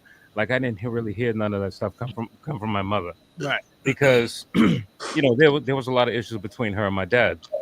You know, during the marriage, my father, he had a child, and that caused like a lot of conflict. Mm-hmm. And my mother's love for my father outweighed the love that my mother had for me and my sister. So we didn't really feel it from her. We always saw her showing that to my dad, but as far as like me and my sister, we didn't really see that. So I think, well, I know for a fact, like entering into a relationship with my kid's mom Right. when I was 17 years old, there was like a lot of stuff going on at my house, the physical abuse, maybe going into foster care, all that stuff. So not really seeing that kind of love, within the home. When I entered into the relationship with my kid's mother, I was actually broken, but didn't even really realize that I was broken, right? Mm-hmm. So I'm entering into this relationship with her. And at the time, there was things going on in her house too. So she was broken as well. So we were just two broken people trying to comfort one another and Yeah. trying to be like that protective aid for one another and, Mm-hmm. just being there for each other. Then later on down the line, we have children and a lot of the love that came from my childhood friends' mothers and also my aunts and my grandmothers, that's what helped me to really realize what love actually felt like. To Mm. have someone hug you, tell you that they love you. So I Mm-hmm. knew that the problem wasn't me. I knew it was more so an internal problem that was taking place within my home. But back then, we didn't have the resources like the therapists and people that we could actually, professionals that we could actually go to talk Mm-hmm. to kind of walk us through these processes of life and to help us to get better. But now that I understand it, so the brokenness that Mm-hmm. I felt actually started within my home. It wasn't in a relationship with a woman, but I took that brokenness from my home and brought that into my relationship. And who knows, maybe that's what caused it to fail for that very reason. Now, for those who don't know, Eric Jones has a book out, and see how things happen. Hmm. Right. Tell them about your book. So, so my book is called "The Scars That Healed." It's based upon a true story. I talk about all of my trials and tribulations that I've gone throughout life, and my story that I put out is not geared towards trying to put someone on blast or trying to make it seem like I was some sort of like, I don't know, gangster or this person who I'm not. It was more so to inspire folks. So throughout reading it, it's one of those type of books it's gonna make you smile in some portions of the book. Some portions are gonna make you feel sad, Right. but there's also gonna be some parts in it that's gonna make you feel very proud. Right. Even when I sat down and I read the book myself, because I broke it down into pieces because there were some points throughout the book where I had to actually stop because it was draining so much out of me to go through certain sections of the book because my memory is so sharp. I remember these things like they just happened yesterday. Mm-hmm. So I had to just take a stop, take a pause, and then get back to it. But the book solely is just geared to inspire folks and let people know that you can go through anything. You Right. know, you can get through anything as long as you keep on putting your best foot forward and keep on trucking right along, keeping your faith in God to guide you through it, staying prayed up. All of those things will get you through it. Right. Right. Because I talked about a part in the book um, where I graduated from Curry College. Now, I never shared this with anyone, but fresh out of high school, I went to Curry College to apply. And they told me, they were like, your grades in high school weren't that great. And they weren't because there was so much stuff going on in the house. I was cutting school all the time. So my grades weren't the greatest. Right. So they were like, oh, no, you can't go to school here. But then later on in life, God gave me another opportunity to go there and apply to the school. And I told myself that, if God lets me get through the school this time, I'm gonna knock the doors off of this thing. I'm gonna put my best foot forward and get through this thing and be the best at it that I could possibly be. And I ended up graduating from there in 2022 with my bachelor's degree. All right. All right. Yeah. Working on my master's degree now, and I made the dean's list the entire time I was at Curry College. Even in the master's program, I'm still on the dean's list. Right. So again, it's just more so the book is geared more so to inspire. Ladies, sound like a great guy to me. Yeah, I applaud your growth. You know what I'm saying? That is so grown up. Yes. But yes. And the name of the book again? It's called The Scars That Healed. It's on Amazon. All right, go get that, ladies. Because you know what? We all need some healing. Yeah. We need some healing. All right. Once again, folks, if you're just tuning in, you're listening to the Urban Heat 98.1 FM R&B Talk, and we're talking about relationships. Great panel. We got Eric Jones. We got the #1 around the way girl, Phoenix Fire, and of course, R&B soul artist Tanya Nolan. Her latest single is out now for you in stores. I don't know how much time you got, but I can run one more thing, and then we can let you go. You got a few more minutes? Let's get it. I'm with it. All right, let's keep it going then. We're talking about relationships. Phoenix, you brought this up, so I want to start with you. Daddy issues. Yeah, she brought up the daddy issues that's a good one. But she brought it up in a way that I never thought about. Can you explain, please? Of course I can. Daddy issues aren't always from daddies. And we got to keep it real with that. We see young women all the time, and we just assume that because she's quote unquote ran through for the streets or blah, blah, blah, or blay, blay, blay, that there are some daddy issues there. What I found out as being a daddy's girl, that I don't have the daddy issues, but I ended up with the two gentlemen that would determine, or on the outlook of it, you would assume she got some issues. There's some daddy issues there. There wasn't. I actually kind of hid both of the gentlemen from that said daddy because my daddy displayed characteristics of a provider, a protector, raising his daughters, how to be ladies, young ladies, what to look for in a gentleman, and also know as little girls how to be treated, and as young adults. That's why I said we've learned the manipulation part from manipulating our dads for the things we want. Daddy, I want this. That's a part of who we are. I still do it to him today. I ain't gonna lie, I did everything for my daughter. And that's exactly what it is. Not to interrupt you, my daughter would actually look at me, twinkle her eyes, and that's all she had to do. Yeah. I'm sorry. Just bat our eyes, and boom, we got it. It's there. But when I did some self-evaluation and went through some therapy, and I realized that the person that I married to had a lot of similarities to my mom. My mom and my dad were completely different. They were different in the way they showed love. They were different in the way they disciplined. And a lot of times I've heard my father say to my mom, hey, will you leave her alone? So there was a lot of things he even saw. So when the marriage broke up and they went their separate ways, um, I found out too that a lot of times we as people, men and women, we pick people based off of the lack of something we didn't get with the most troubling relationship with whichever parent we had the issues with. I think daddy issues is the same as baby mamas. If someone acts a certain way, they got daddy issues. If a woman who has children by a man, she's just a baby's mama because she talks too loud. It's almost like daddy issues is the title for anyone that acts a certain way or chooses a certain mate.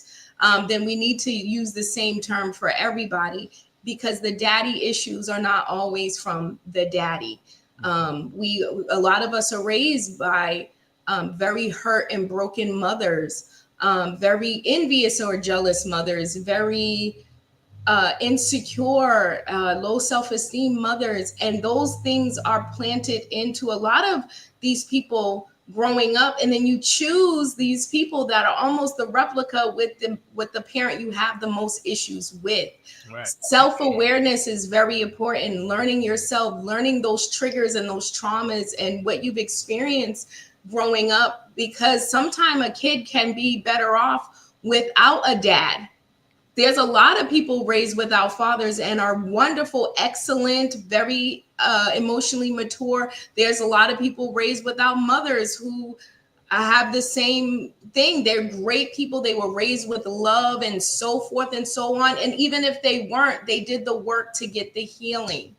So yes, daddy issues are not always from the daddy. We must keep that real, because we're seeing a lot more broken men than ever before with those troubling relationships with their mothers. And just like Eric said, like a lot of his story is in the book. You expect a lot from a mom to be nurturing, loving, kind, giving, patient, a teacher, and a lot of people are not blessed with those type of mothers. So let's keep it real. I can definitely agree with that, because in many households you have two types. You got the enforcer, and then you got the one who kind of like balances things out, so and I never thought about that until you mentioned that, Phoenix. A lot of times you do hear people having daddy issues, but when you really think about it, and when you look into your own household, you think, you know what, that's probably, mommy issues. There are a lot of mommy issues out there. It's not just daddy. What do you think, Tanya?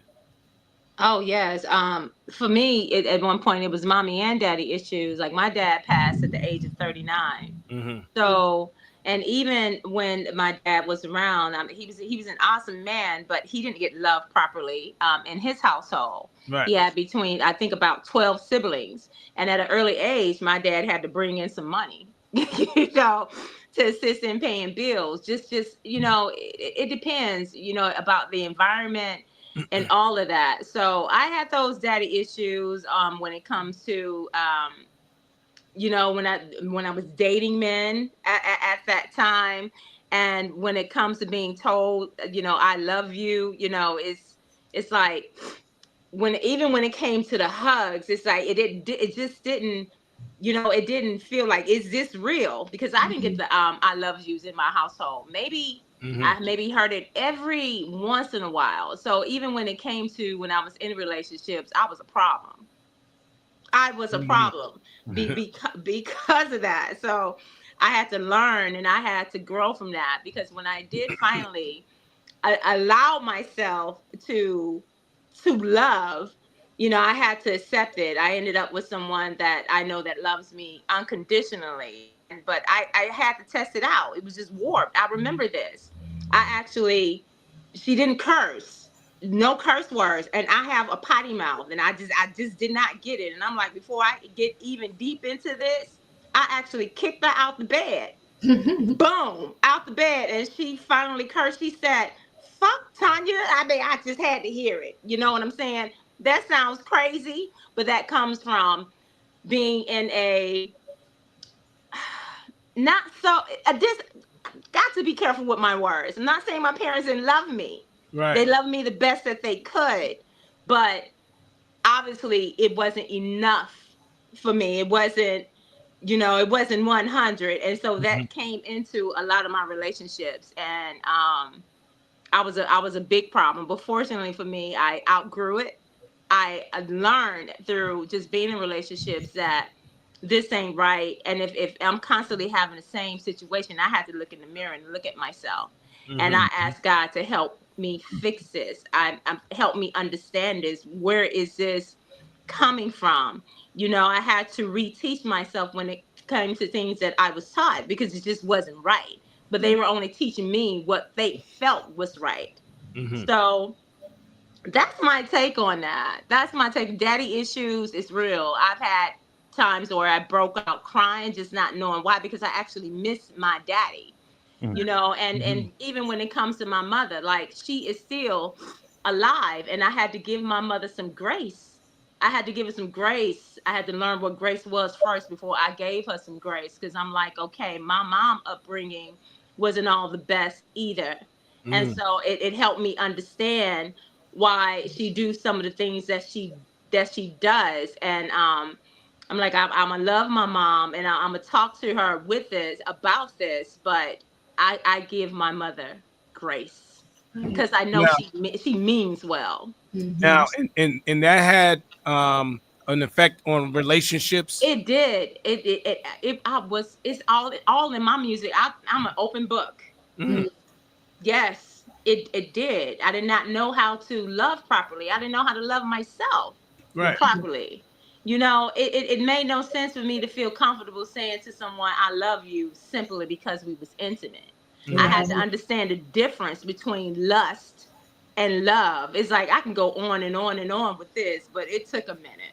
Yeah. And speaking of that, that's a problem with some relationships. People think they're in love, but is it love or is it lust? Now it's that feeling, because I ain't never felt like that before. I'm like, Right. wait a second. Now, when that feeling is gone, life be lifing. Right. It can't just because that person hit that spot. Now you all in love. Now you in love with the feeling. Just imagine if that person can't hit that spot no more. Where's the substance? Where's the loyalty? That spot. Yes. Spot. Yeah, let's not get it twisted, because if intimacy is all you have to offer, it's not gonna work. Yeah. Nope. And I always say that too, especially when it comes to marriage. You cannot get married for love alone. All right? No, absolutely not. And just because you had sex with someone and you love that feeling, okay, you're in love with the sex. You're not in love with them. You know what I mean? Yes. I know exactly what you mean. And that's true. If I had to choose between love and respect, I'm going to choose respect. You know what? I choose the same way, the same thing, but I talk about it all the time. Yep. Just don't disturb my peace. And I just go back to what I said. You should be able to have both in your relationship. Right. But I'm just saying, if I have to choose, if I don't have both in relationship, there's no relationship. Yeah, don't bring no drama. Don't disturb my peace. Don't make me look at you and say, huh? Yeah. Yeah. I'm real easy. I'm telling you, I'm a very easy person, man. I don't ask for a lot, No. Just don't mess with my peace. Right. You know what I'm saying? It's a big factor these days. Let's keep it simple. Yeah. All right, let's move on. You got time? Again, I know I have time. All right, so let's keep it going then. Once again, y'all, R&B soul recording artist Tanya Nolan's hanging out with us. She's got a single out.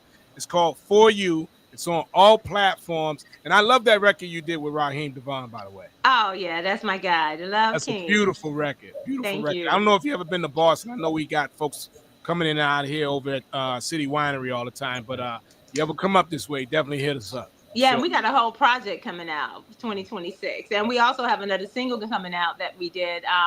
We already shot the video, is in the vault, everything is ready. I'm just waiting strategically to see when I'm going to release it, but it is fire.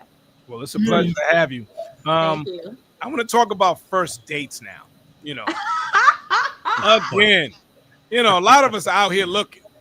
We looking for love. We looking for a relationship. Yeah. You know, let's talk about the first date.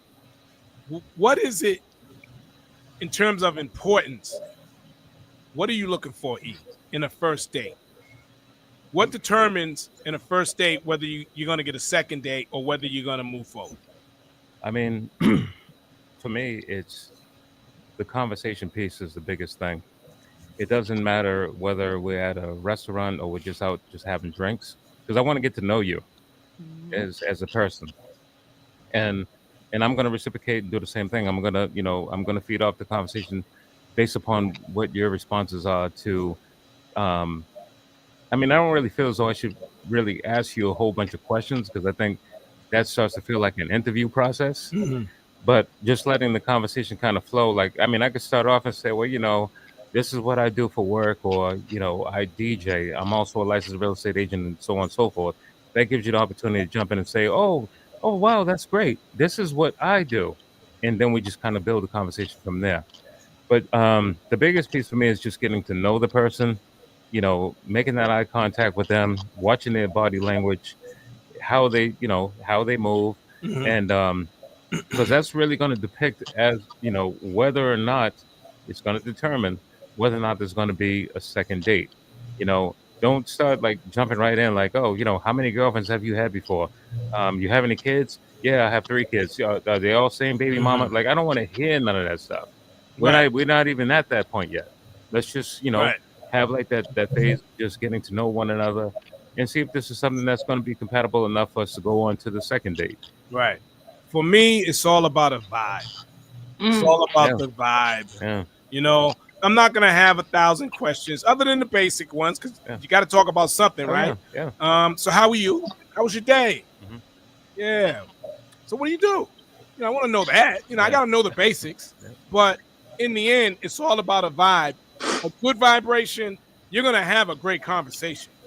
A good vibration is going to take you to that place where you're going to know whether you want a second date or not, in my opinion. So I don't, I have anything specific that I want to know other than the basics. It's just all about the vibe. Are we having a good time? Are you having a good time? Am I enjoying myself having this dinner? This lobster's great. But what about you? How you doing? Tell me about yourself. Yeah. Oh man. And just it's all about the vibe. What about you, Phoenix? I mean, I might not even answer your second phone call. I need to speak to you at least for about a week before I even say yay to a date. I need to talk. I need to communicate first. I am really big on not wasting anyone's time. I have to be honest. I ask foundational questions. Where did you grow up? How was your relationship with your parents? How many siblings do you have? Those type of questions. I don't need to know what you did for work. That'll come out in a conversation within the week's time. Then the gentleman might want to go straight into the date as soon as he gets my number, but I have to hold back because that conversation piece over the phone for about 2 or 3 days, at least 3 or 4, will determine if I even want to go on that coffee date. Because don't send me to no extravagant dinner. I don't want that. I do not want I don't want the bells and whistles of going out and getting to know someone on a more physical level, meaning in face to face. I rather it be planned out and there's something where it's small, simple, and then we're doing something, because I need to see how you interact with all the other people around you, the strangers, whether it is the waitress or waiter that comes to the table to get our coffee. within the phone conversation, I would know if I want to do that coffee or go for that walk or meet up at the park with you anyway. So if I get to that point where we're going out, that means you passed some type of a test. But then again, dating is also just that. It's just collecting data. It's just getting to know the person a little more before things go further. I don't even know how and why people lead very quickly with physical touch. Oh, please, if we're going out and it's our first time hanging out and you grab my hand and do that whole put the fingers through, I'll be like, okay, he wants to bang. That's it. Or you touch my face or you're doing something, or you call me sexy. Oh, you sexy. You're fine, girl. Even in that verbiage, you would know if this is lust or if this is really a desire or it's intentional to get to know this woman. I don't need to be called sexy. That is actually just like a turn off for me. Just tell me more about yourself. Never mind me and what I look like. I already look at myself. I know what I look like, but I want to get to know you. So it might take a while for me to even go on that first date. And by that time, maybe neither one of us are interested anymore. Mm-hmm. Well said. Tanya. Yes. Your thoughts. Well, with First me, date. First date, What do you look for? Good hygiene, first of all. Oh, definitely a must. Okay. I mean, Not how a you must looking, eat. you know, when it comes to your attire. And some of the questions I'm going to ask, I mean, first on is, you know, about their financial status. So even if they are working at Popeyes as a cashier, no judgment whatsoever. But my next question is, are you planning on owning any franchises? And if not, how long do you plan on being a cashier at Popeyes? Now that depends on what their answer is. If they say for the rest of my life or for maybe 10 more years, I mean, I already know the conversation is over. The conversation is over. So it's certain things that I look for, even when it comes to the kids. If you have kids, are you in their life? Do you take care of them? How often do you see them? Because if their answers are yes, I take care of them, I don't see them that often, that's a no dealer for me as well. It's like bye-bye, because guess what? I have daddy issues. Right. You know, I have mommy issues, however you want to put it. So I'm paying attention to all of that. I'm asking detailed questions. Detailed question, because I want to know up front. One good example when it came to one of my relationships, and it was a turn on for me. So we went to Chili's, the first date, and they pulled out a coupon and said, do you mind if I use this coupon? I was so turned on. Please use that coupon. Use that coupon. That's letting me know that, hey, they watching their money. They don't mind using coupons, and I didn't care about them using coupons. And just to let you know that they had their financial status, you know, they stuff was together, you know, even when it comes to the and credit it could have been score. a test for you as well. And yes, and even when it comes to me, it was times where my credit score was like 500. And then I had to hurry up and you know what, get it together. I'm like, why is it fine? Because life was life. But I'm a hustler at heart. So, you know, I got that credit score up, and here we go. Once again, communication. The credit score is not a deal breaker. The deal breaker is if you have no intentions on getting your credit score up. And what's your plan on getting your credit score up, and how soon you gonna work on it. Right. That's me all day. So that may be a little tad bit too much for some individuals, but I'm gonna stress it. Hygiene, etiquette, and when I say etiquette, with me it's a little bit bold. It's like I'm kind of classy, edgy, and there is a dash, well, more than a dash, about a gallon of hood up in it. So it's a combination of all. So I can relate. Right. But those are some of the main basic things that I expect. Wow. Yeah, I mean, I think that's important what you just said in terms of, you know, the person. To me, it does. Listen, what are your goals? I mean, yes. Do you even have goals? That's I'm right. not mad if you work at McDonald's, but what are your goals? Do you plan on staying there forever? You know, what are your dreams? Because you know what? Maybe I can help you. Yeah. You know, maybe we can work on that and get to the same place. You know, that's huge for me. You know, you got to have at least some type of motivation to do better. Yes, and good energy. You have to be able to talk to one another, vibe with one another, because that energy is going to tell it all. Even Right. when it comes to the first kiss, and it's something that I left out. Do you have any STDs? Don't play with me. You're not. It ain't gonna be no. It's Oh not gonna be any man. kisses. Like, do you Listen, have any listen. STDs? Everyone should be doing this, right? Pull out the my chart. I'm not about to take your word for it. Before you get into a relationship, where's your paperwork? There you go. You got to have paperwork, Because you especially want in to feel 2025. comfortable. Yeah. You want to feel comfortable when you are indulging. Yep. Where's your paperwork? know? I want to make sure you, like you said, no STDs. None. I need to see it, and it's better be updated. I don't want to see last year's. Oh yes, for sure. You know what I For mean? sure. Or one from 9 months ago. Yes. Yes, Nah, go and get I it stress. updated. Yes, and I stress that to my nephews. I say, hey, just because they pretty don't mean nothing. And this is what I tell them. I say, ask them for their paperwork, but boys gonna be boys. And so another thing I'm telling them, okay, you get down there, something ain't right, you better run. I mean, without me getting too explicit on this R&B talk show. But all of that is important, and STDs is on the rise. And I don't knock individuals that have it. You just need to be honest and upfront and allow that person to make that decision if they want to continue to getting to know you in that way. Yeah. Right. That's Eric, all. you want to say something? Yeah, I mean, we covered a lot today, We sure did. and I really like, you know, Tanya's take on things, Phoenix's take on things, because for myself, I'm just gonna just say this really quick, so this is gonna be like a whole separate topic. You know, I every time when you do the show, Steve, Yep. and I appreciate you having me on, coming back to give my feedback on things.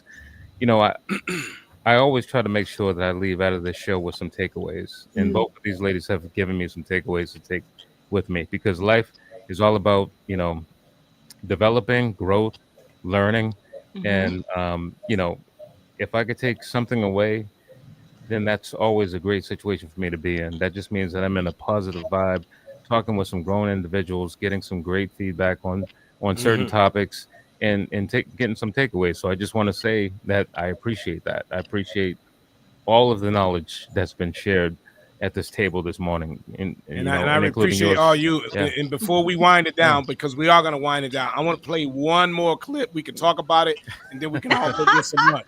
All right, here we go. They don't y'all. love you. They love the way you never stop loving them. See, the truth is, some people don't value you. They value your loyalty to them, even when they don't deserve it. See, they love how you answer the phone every single time, how you forgive them for what they wouldn't even tolerate. See, it's cool when they do it, but it's a problem when you do it. See, they also love how you keep showing up when they wouldn't even check on you. But see, that's not love. That's convenience. And one day, you're going to stop giving people access to a heart they never earned. Right. So we kind of talked about that a little bit earlier when we talked about people doing cartwheels, to try and get your love, and they never receive it back. So I'll start with you, Tanya, because we talked about it somewhat earlier today. A lot of times relationships are one-sided. What do you think? Yes. Well, yeah, and a lot of times when it's one-sided, somebody have extreme low self-esteem and just accepting whatever because they lonely and don't want to be by themselves, unfortunately. Yeah. Okay, and don't have much of a backbone, or they don't love themselves. Okay, and maybe they come from a toxic environment, whereas this individual that they with now are not as bad as those other individuals, so they just accepting it is real. But it's what's a shame is individuals preying on individuals like that have that low, self-esteem, et cetera, et cetera. But they low as well. It happens. Right. I was one of those individuals, so that's why I can talk on it. I have very low self-esteem. Um, the love was totally dysfunctional, but it's like I kept going back and staying with it because at that moment I was afraid of being alone, and that's the only kind of love I thought it was. it was better than what I was seeing, you know, in my environment, to be honest with you. And I'm like, okay, this is a touch of peace, but it still wasn't enough. And that had to do something with me internally, as far as accepting I was not loving myself properly because I did not know how. So that made me just accept that dysfunction. So it's manipulation, you know, at its finest. But that's why it's important for all individuals, men and women, to love yourself. Know that you matter. Fix your issues. Because if you don't, people will prey on you. And then before you know it, you dead and gone. Right, right. You Bottom dead and line, gone because life went on. Life be life. right.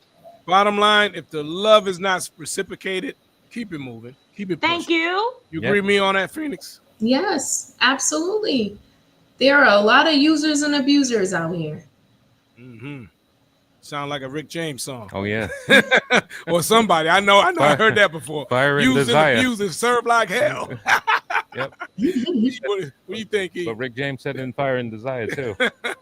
Yeah, but I mean, in every relationship, yeah, the love definitely has to be reciprocated. No one wants to be in a one-sided relationship, especially if there's one person that's pulling and pushing more to express their love towards the person that they're with, and they're not getting the same thing back. You know, because that's where things should be like 50-50. There should be like an even balance within a relationship, because that's what's going to help you to be able to help your relationship to flourish and grow, and you know, just create longevity within the relationship. Right. But I'm on the same page with you, Steve. If it's not being reciprocated, if I'm not feeling the same thing that I'm giving to you, I have no problem walking away. And that doesn't mean that I don't love you. It just means I love myself more than to stay in this situation. Right. Well, I want to thank all of you. E, thank you again, man. Oh yeah, thank you. We've been rocking this for several months. Phoenix, thank you for the first time, and I definitely want to have you back. And Tanya Nolan, the R&B sensation for you. Let me play that again for people one more again. Here we go, folks. If you don't know what the record sounds, it's a brand new record. We actually just started rocking it. It's in stores on all platforms. You can get that record today. Tanya, it was a pleasure. Likewise. Stay in touch. You come through the Boston area, definitely look us up. We'll hang out. Will do. Know, go get some good lobster or something. You know? Thank you again. Enjoy your presence here with us, and best wishes and all that. Appreciate it. All right. Have a great day, Tanya. I'll be talking to all y'all a little later on. Thank you again. Thanks, Phoenix. All right. Oh, man. Thank you, E. Oh, yeah. Thank you. Good show today, man. Yeah, most certainly. I did want to sneak in one other question. I wanted to say, like, you know, who's the prize? Who's the prize? Yeah. But we'll save that for another show because there's a huge debate about that. Women think they're the prize. The guys think they're the prize. All in all, I think the prize is one big, you know, relationship. Yeah. You know, how's that going? Yeah, that's the ultimate prize right there. All right, we're going to get out of here. Thanks, folks, for tuning in. R&B Vibes take over on the Urban Heat. 98.1 FM, y'all.